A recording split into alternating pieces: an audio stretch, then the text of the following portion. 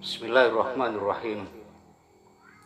Assalamualaikum warahmatullahi wabarakatuh. Alhamdulillah wa bihi nasta'in wa la haula wa la quwwata illa billah. Allahumma shalli ala Muhammad wa ali Muhammad wa ala alihi wa sahbihi ajmain. Wa man tabi'ahum bi ihsanin ila yaumiddin. Alhamdulillah, pada kesempatan yang berbahagia ini kita akan berbicara tentang dasar berpikir, ialah terkait dengan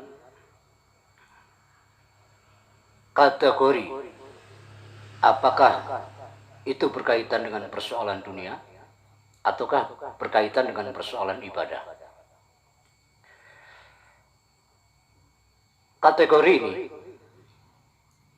adalah merupakan dasar berpikir yang sangat mendasar, karena seringkali dengan kesalahan membuat kategori apakah itu berkaitan dengan persoalan ibadah ataukah itu berkaitan dengan persoalan keduniaan, itu tentu saja nanti akan berakibat kepada keputusan hukumnya. Sudah barang tentu ini menjadi sesuatu yang saya pikir perlu untuk disampaikan, apalagi kita semua tahu di zaman informasi yang setiap saat bisa berseliweran di hadapan kita, sehingga tidak mustahil kita menemukan sebuah pendirian yang menyatakan A, sementara pada kesempatan yang mungkin bersamaan kita menemukan pendirian terkait dengan hal yang sama, tetapi pendiriannya justru B atau C atau mungkin yang lain. Oleh karena itu, saudara-saudara yang berbahagia, maka dengan kita mengetahui kategori keterkaitan dengan persoalan keduniaan ataupun terkait dengan persoalan ibadah, insya Allah kita akan mempunyai dasar atau pijakan di dalam berpikir. Minimal dengan dasar berpikir ini kita tidak bingung. Saudara-saudara yang dimuliakan oleh Allah Subhanahu wa Ta'ala, berkaitan dengan dua kategori yang kita maksud, ialah persoalan keduniaan dan persoalan ibadah. Ini tentu secara hukum akan berbeda. Kenapa berbeda? Karena tentu saja setiap hakikat yang berbeda pasti akan berujung kepada hukum yang berbeda pula. Saudara-saudara, oleh karena itu kemudian ulama merumuskan, ialah kalau sesuatu itu berkaitan dengan persoalan keduniaan, maka asalnya adalah boleh. Dalam istilah kajian disiplin keislaman disebut dengan al-aslu fil asya al-ibahah. Asal itu adalah boleh. Jadi berarti untuk persoalan keduniaan, apakah itu yang berkaitan dengan persoalan adat, tradisi, yang terkait dengan benda-benda, terkait dengan binatang, terkait dengan tanaman dan sebagainya, yang sifatnya keduniaan, maka asalnya adalah boleh. Artinya pada asalnya boleh dilakukan. Selanjutnya, sesuatu yang pada asalnya boleh ini, itu tentu saja bisa berubah. Artinya, sesuatu atau keduniaan yang asalnya boleh itu bisa berubah status hukumnya kalau nanti ternyata ada dalil yang melarang.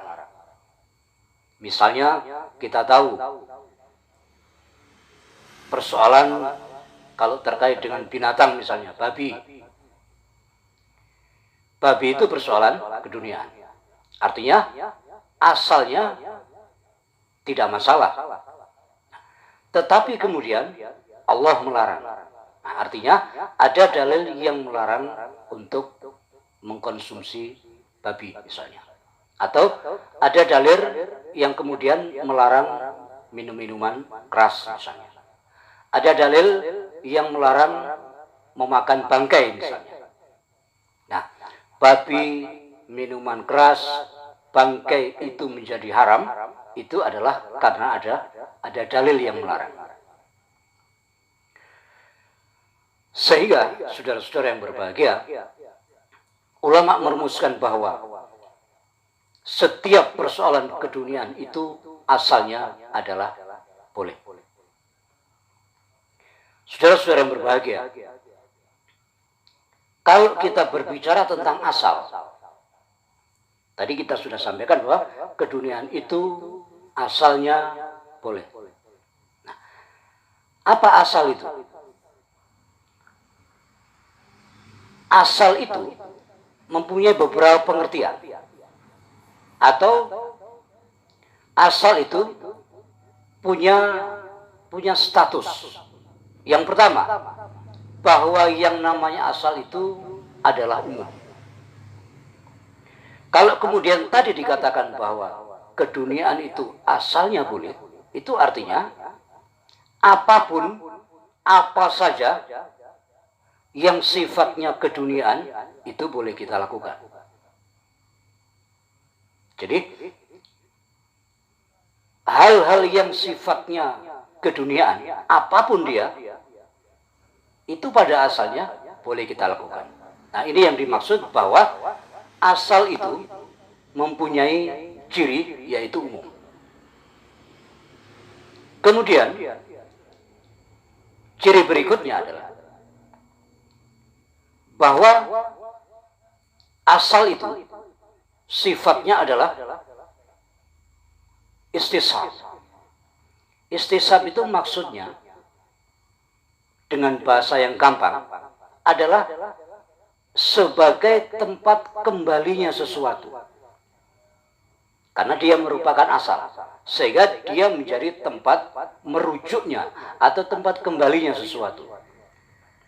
Dalam konteks ini berarti, kalau keduniaan itu asalnya boleh, maka artinya apapun dia yang sifatnya keduniaan, apakah yang terkait dengan budaya, benda, binatang, tanaman, dan sebagainya, asal itu sifatnya keduniaan, maka harus dirujuk ke asal tadi itu, yaitu boleh. Itu yang dimaksud dengan istisab tadi itu. Kemudian ciri ketiga adalah bahwa yang namanya asal itu adalah ar-rajih, yaitu yang kuat. Maksudnya, kalau ada ketentuan bahwa keduniaan itu asalnya boleh, maka berarti ketentuan asal inilah yang kuat. Dengan kata lain, kalau kemudian misalnya ada yang menyatakan bahwa sesuatu yang terkait keduniaan itu haram, maka ini marju. Artinya ini adalah sebuah pernyataan yang lemah. Kenapa? Karena asal keduniaan itu boleh. Jadi berarti kalau dikatakan asal keduniaan itu boleh kita lakukan, itulah yang kuat. Tetapi kalau kemudian ada yang menyatakan bahwa Katakan misalnya kodok itu tidak boleh dimakan. Kita tahu kodok ini adalah termasuk binatang. Artinya ini persoalan keduniaan berarti. Jadi kalau misalnya ada yang berpendapat bahwa kodok itu haram, maka pendapat ini marju, pendapat ini tidak kuat. Jadi yang kuat adalah pendapat yang menyatakan bahwa kodok itu boleh dimakan. Kenapa? Karena kodok itu persoalan keduniaan. Sementara persoalan keduniaan itu pada asalnya adalah boleh. Saudara-saudara yang dimuliakan oleh Allah Subhanahu wa taala, asal yang sifatnya umum tadi itu, yaitu bahwa apapun yang sifatnya keduniaan adalah boleh. Kemudian asal yang sifatnya istishab tadi itu sebagai tempat kembalinya sesuatu, artinya persoalan apapun yang sifatnya keduniaan dikembalikan kepada ketentuan yang menyatakan bahwa asal persoalan keduniaan itu boleh. Lalu yang ketiga, bahwa asal itu mempunyai ciri atau sifat adalah ar-rajih, yang kuat. Artinya bahwa yang kuat setiap persoalan keduniaan itu boleh dulu. Baik yang sifatnya umum tadi, apakah yang sifatnya istishab tadi itu, ataukah yang sifatnya ar-rajih tadi itu semua bisa berubah. Misalnya, kalau yang sifatnya umum tadi, berarti apa saja yang sifatnya keduniaan adalah boleh. Ini bisa berubah. Seperti yang kita contohkan tadi, ialah babi haram, bangkai haram, kemudian minuman keras haram. Nah, ini artinya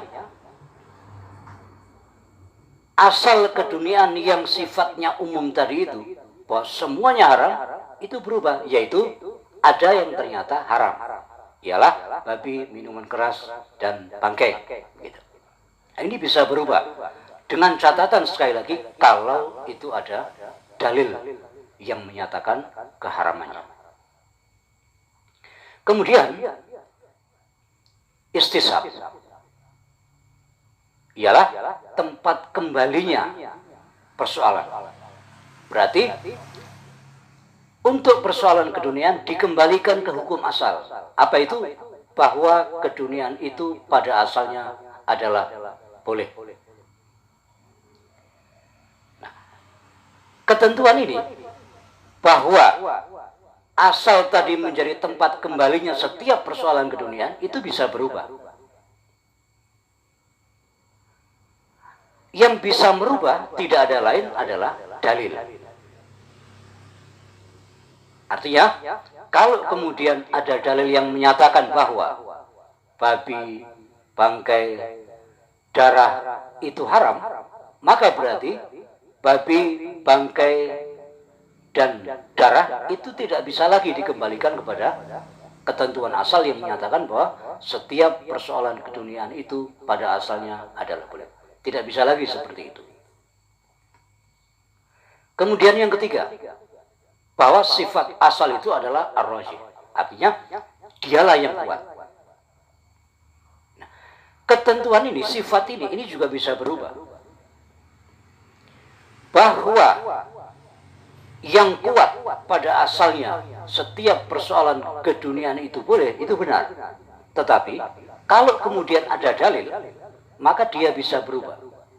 Sama contoh kasusnya, kalau kemudian ada dalil yang menyatakan bahwa babi, bangkai, dan darah itu haram, maka untuk menyatakan babi, bangkai, darah itu seperti hukum asalnya tadi, ini merupakan sebuah keputusan yang lemah.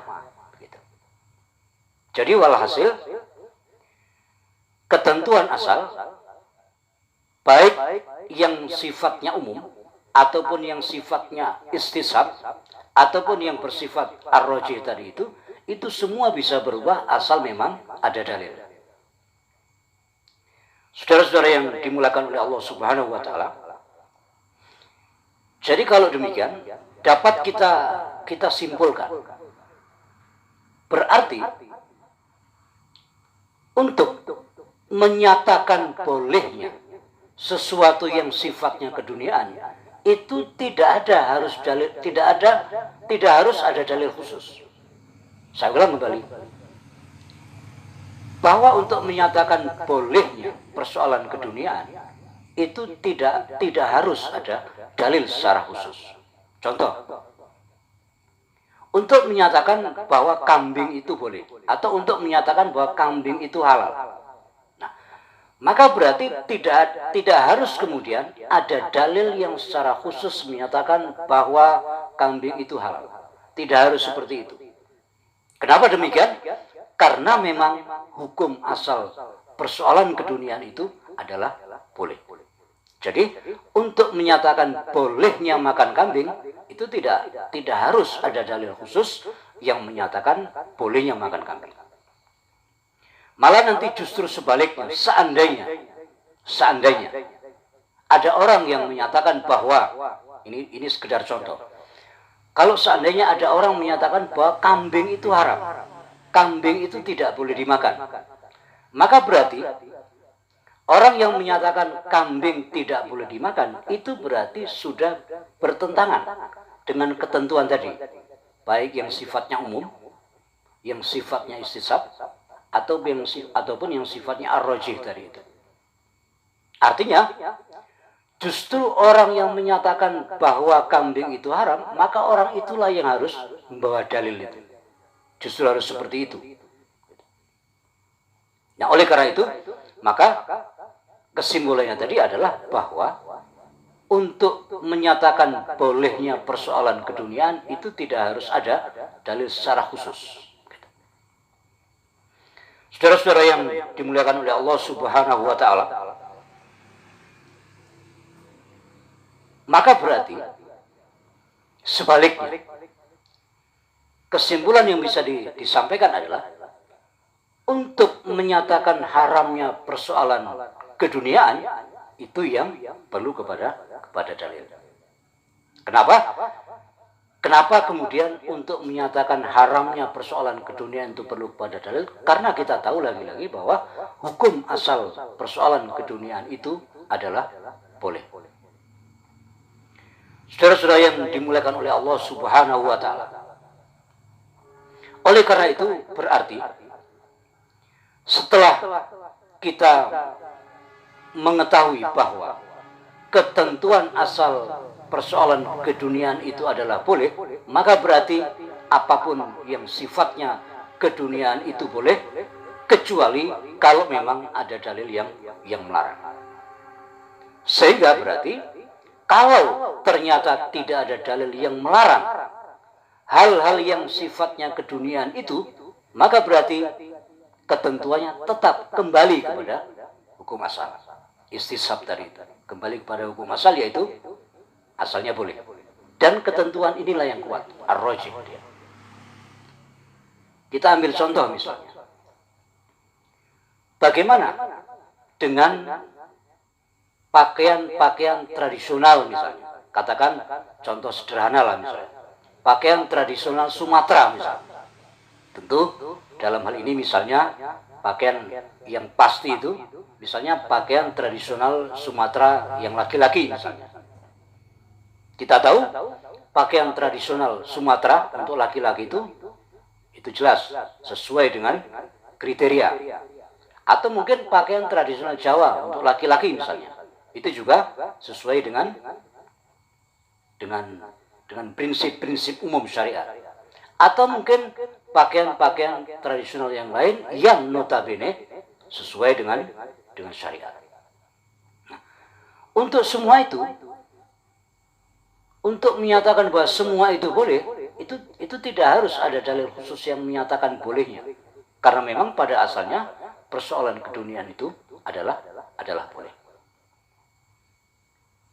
Atau misalnya contoh yang populer biasanya kalau terkait dengan binatang itu misalnya kodok misalnya. Nah, oleh karena kodok itu termasuk persoalan keduniaan, maka berarti pada asalnya boleh, kecuali kalau ada dalil yang melarang.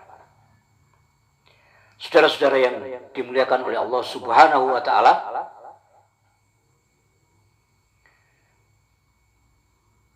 rumusan ulama yang menyatakan bahwa asal keduniaan itu boleh, yang kemudian dirumuskan dalam sebuah kalimat yang sangat populer, yang di awal tadi insya Allah sudah saya singgung, al-aslu fil asya al-ibaha, sesuatu itu pada asalnya boleh, atau sesuatu yang sifatnya keduniaan itu boleh. Ini oleh ulama tentu dirumuskan bukan tanpa alasan. Nah, salah satu di antara sekian alasan yang ada, jadi tentu saja banyak alasan-alasan yang bisa dikemukakan, tetapi salah satu di antara alasan yang dapat dikemukakan adalah misalnya sebuah riwayat yang terkait dengan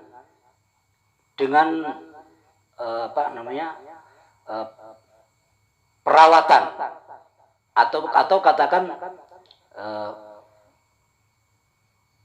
mengawinkan kurma. Pada sebuah riwayat diceritakan begini, intinya Rasul pernah melewati sebuah kebun kurma lah, di mana ada seorang petani di situ yang sedang mengawinkan kurmanya itu. Kata Rasul, jangan seperti itu, begitu namanya. Sudah?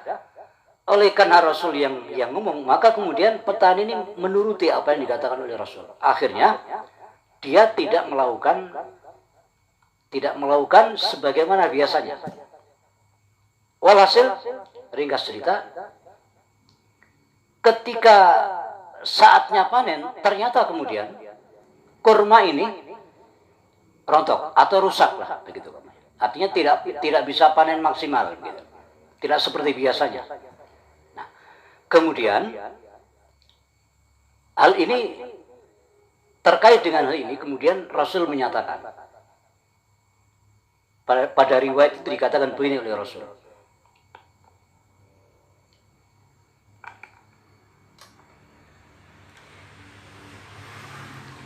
in kana syai'an min amri dunyakum fasya'nukum bihi. Kalau sesuatu itu berkaitan dengan urusan keduniaan kamu, maka itu urusan. Dalam riwayat yang lain dikatakan, dalam riwayat Muslim dikatakan, antum a'lamu bi umuri dunyakum. Ini ingin menunjukkan bahwa untuk persoalan atau hal-hal yang sifatnya keduniaan, itu adalah terserah kita, boleh. Nah, ini salah satu di antara yang mendasari rumusan bahwa setiap persoalan keduniaan itu asalnya boleh. Di samping alasan-alasan yang lain. Saudara-saudara yang dimuliakan oleh Allah Subhanahu wa taala,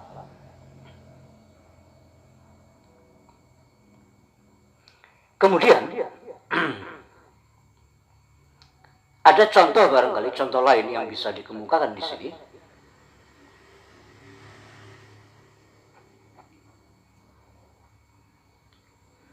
Misalnya tentang air laut. Dulu ada pendapat, saya tidak tahu sekarang, tetapi dulu ada pendapat bahwa air laut itu tidak boleh dipakai untuk bersuci. Nah, tentu saja keputusan yang menyatakan bahwa air laut itu tidak dapat dipakai untuk bersuci, ini perlu kita dudukkan. Apa memang seperti itu pendudukannya? Untuk mendudukkan persoalan ini, tentu kita harus kembali. Nah ini, kita mengembalikan persoalan ini kepada asalnya, istishab tadi itu. Ialah bahwa setiap persoalan keduniaan itu asalnya adalah boleh. Artinya, mempergunakan air laut untuk bersuci itu adalah boleh. untuk memutuskan bahwa bolehnya memakai air laut untuk bersuci, untuk mencuci, untuk mandi dan seterusnya, itu tidak harus ada dalil secara khusus. Tidak harus ada dalil secara khusus. Artinya bahwa kalau kemudian misalnya kita sekedar mendasarkan kepada ketentuan asal tadi, itu sudah tepat. Karena memang sesuai dengan asal. Sesuai dengan keumuman asal tadi. Nah, apalagi kalau kemudian ada dalil secara khusus terkait ini. Nah, dalam hal ini, ada riwayat menyatakan bahwa Rasul pernah bersabda tentang status air laut, di mana Rasul menyatakan huwa tahuru ma'uhu al-hillu maitatu, bahwa air laut itu adalah suci airnya, artinya boleh dipakai untuk bersuci. Berarti keputusan bolehnya memakai air laut untuk bersuci di samping didasarkan kepada ketentuan asal bahwa keduniaan itu boleh, adalah juga didasarkan kepada hadis tadi yang menyatakan huwa tahuru ma'uhu al-hillu maitatu. Saudara-saudara yang berbahagia, demikian barangkali untuk persoalan yang sifatnya keduniaan ini. Nanti pada kesempatan berikutnya tentu bisa kita sampaikan ketentuan atau katakan rumusan yang terkait dengan persoalan ibadah. Walhasil dapat kita simpulkan bahwa persoalan keduniaan itu asalnya adalah boleh kita lakukan. Meskipun tidak ada dalil yang secara khusus menyatakan boleh. Sebaliknya, untuk menyatakan tidak bolehnya mengerjakan sesuatu yang sifatnya keduniaan, ini yang justru perlu kepada dalil secara khusus. Demikian, mudah-mudahan bermanfaat. Akhirul kalam, wal afu minkum. Wassalamualaikum warahmatullahi wabarakatuh.